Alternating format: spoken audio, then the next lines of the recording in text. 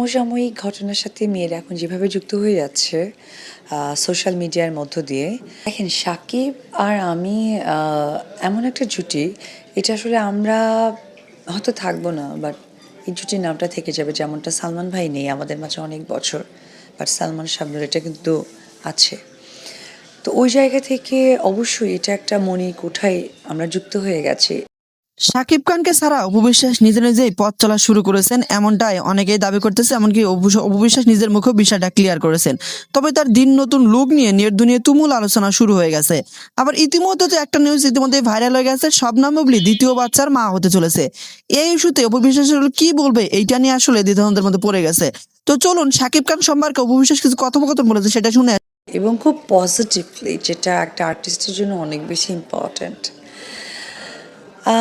আমাদেরকে দেখতে পাবে বা না পাওয়া এটা আসলে বড় ব্যাখ্যা না। ব্যাখ্যা এটাই যে আমাদেরকে মানুষ মনে রেখেছে, আর যদি আগামীতে কোনো সিনেমা হয় বা হওয়ার পরিকল্পনা হয়, আসলে তখন সময় বলে দেবে। আপনাকে যারা অপছন্দ করে, হেটার্স, তারাও বলছে যে সাকিব আর অপু এখন একসঙ্গে আছে, তাই অপু আর কি একটু কনফিডেন্ট ফিল করে, বা এ ধরনের কথা উঠছে, গুঞ্জন উঠেছে।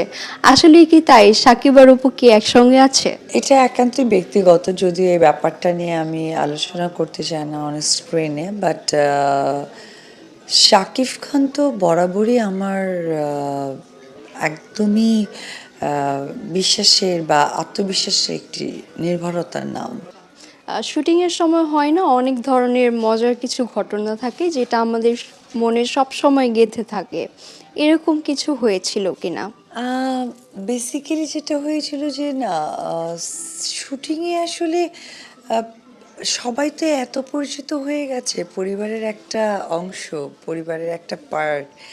তো যখনই তাদের সাথে কাজ করি না কেন, তখনই ওই প্রত্যেকটা কাজ, প্রত্যেকটা দিনই আমার কাছে অনেক বেশি মেমোরিজ। ট্র্যাপে পড়ে অনেক সময় অনেকে অনেক ক্ষতির মুখে পড়ে। আপনার কাছে কি মনে হয় ট্র্যাপ জিনিসটা আসলে কতটুকু ভয়ঙ্কর?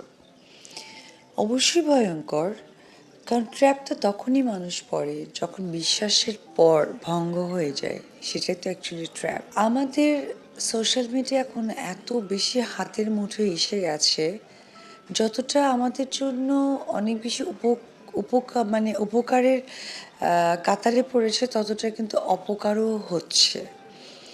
এটার পাশাপাশি কারণটা হচ্ছে যে আমরা সোশ্যাল মিডিয়ায় জেনে না জেনে কিন্তু আমরা ফেসবুক ফ্রেন্ড করে ফেলছি, কথা বলছি, আমার ব্যক্তিগত অনেক কিছু আছে শেয়ার করে ফেলছে। এই যে ব্যাপারগুলোকে মানুষ ক্যাশ করে কিন্তু একটা সময় নিজেকে বিপদে পড়তে হচ্ছে, দ্যাট ইজ কল ট্র্যাপ। ভালোবাসার দর্শকদের উদ্দেশ্যে কি বলতে চান? ট্র্যাপ নিয়ে, ছায়াবৃক্ষ নিয়ে আমন্ত্রণ জানাতে চান কিনা? ধন্যবাদ আর টিভির সকল দর্শককে, আর সাথে সাথে আমার যারা বাংলা ইন্ডাস্ট্রির দর্শক আছেন তাদের সকলকে। এবারে ভালোবাসাটা আসলে অনেক বেশি মধুর, এবং আমি চেয়েছিলাম এই মধুর ভালোবাসা দিয়ে আমার 2024 সালটা শুরু হোক। সেটার প্রথম যাত্রা হচ্ছে ট্র্যাপ নিয়ে। ট্র্যাপ 9 ফেব্রুয়ারি রিলিজ হচ্ছে, আপনাদের কাছের পাশের প্রেক্ষাগৃহে যাবেন, এবং 16 ফেব্রুয়ারি আমি নীরব অভিনীত ছায়াবৃক্ষ রিলিজ হতে যাচ্ছে। তো সকলেই বাংলা সিনেমার সাথে থাকবেন, বাংলা সিনেমার পাশে থাকবেন, আর অবশ্যই অপু বিশ্বাসকে অনেক বেশি ভালোবাসবেন। দর্শক, আপনাদেরকেও ধন্যবাদ এতক্ষণ ধরে আমাদের সাথে থাকার জন্য। মেহেরা রহমান, সিমরান।